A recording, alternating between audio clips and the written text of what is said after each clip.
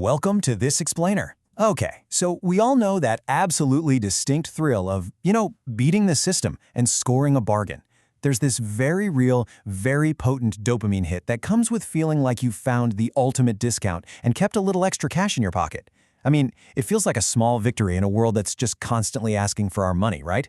But today, we're totally flipping standard budgeting advice on its head. We're going to explore why chasing that instant discount and our universal love for cheap goods might actually be the exact mechanism that's draining your wallet over time. Okay, let's dive into this. Section 1. The Bargain Trap. Why a $5 purchase isn't quite as harmless as it seems. You totally know the scenario. You're scrolling online late at night, or maybe you're walking down a store aisle and you see a price tag that just looks entirely too good to pass up. You get that immediate, comforting rush of financial responsibility because you think, hey, I'm saving money. But I want you to step back and think critically for a second here. Are cheap products actually keeping you broke? We've been so thoroughly trained to associate buying cheap things with being financially disciplined. But what if the very actions you're taking to protect your bank account are the exact ones keeping you financially stuck? It's kind of a deeply uncomfortable question for sure, but it is the absolute core of how modern consumerism operates. Let's take a standard $5 everyday item. In the grand scheme of things, $5 is, well, it's essentially a rounding error in your weekly budget. Because the cost is so incredibly low, the friction of buying it is literally zero. You tap your phone, you swipe your card, and there's absolutely no financial anxiety attached to that transaction. And that is exactly why it flies completely under your radar. You don't sit down and research a $5 purchase, you just buy it. But here's the catch with this whole false economy of micro purchases. Buying cheap almost always guarantees you'll be buying it again, probably by next Tuesday. The $5 charger starts sparking after a week. The cheap shoes literally melt in the rain. That bargain tool? Yeah, it snaps in half the very first time you actually need to put some real pressure on it. So, what do? You replace it.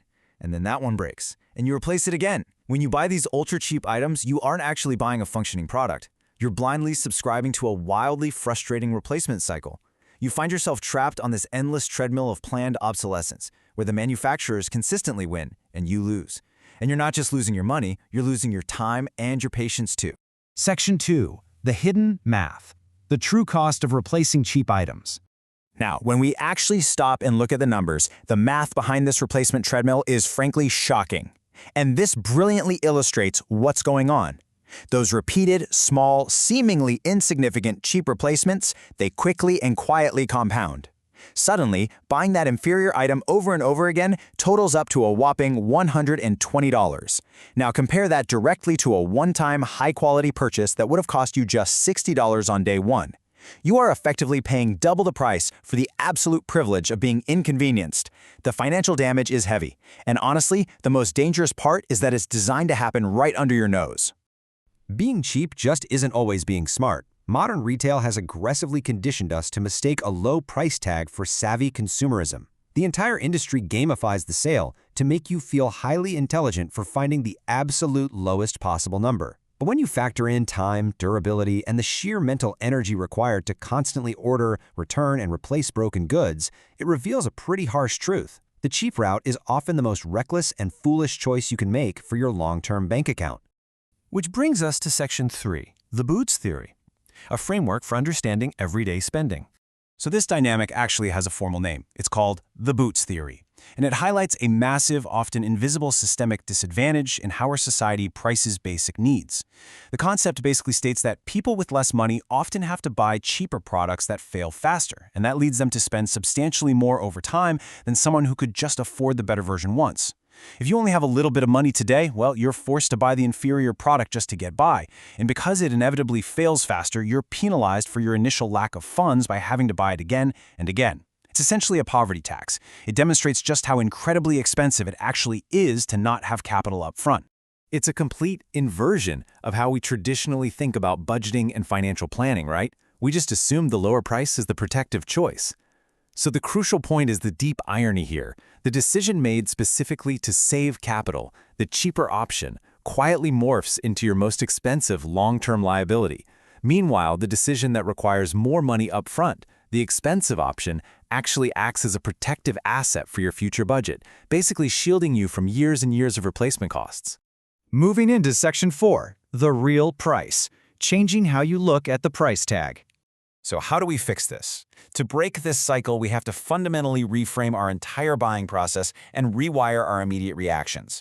The next time you see an unbelievably low price with a flashing red sale tag, I want you to ignore your first instinct to ask, how much does it cost? That is the trap question. Instead, force yourself to ask a much more strategic, forward-looking question.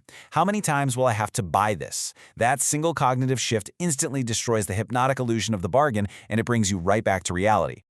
We really have to redefine what price actually means in the real world. The tag only tells you the cost for today. It completely hides the cost of tomorrow, next month, and next year. The real price is that initial tag plus the inevitable cost of replacing it multiplied by the intense frustration of it breaking right when you need it most. And this mindset shift matters immensely because your long-term financial health depends entirely on understanding the complete timeline of your purchases, not just that initial checkout moment. The cheapest choice is often the most expensive mistake. I want you to let that concept linger for a moment. I highly encourage you to look around your house today, think about your recent purchases, and ask yourself a really hard question. Are you truly saving money, or are you just unknowingly financing your next expensive mistake? Thanks for joining me on this explainer, and hey, here's to making smarter, longer-lasting choices.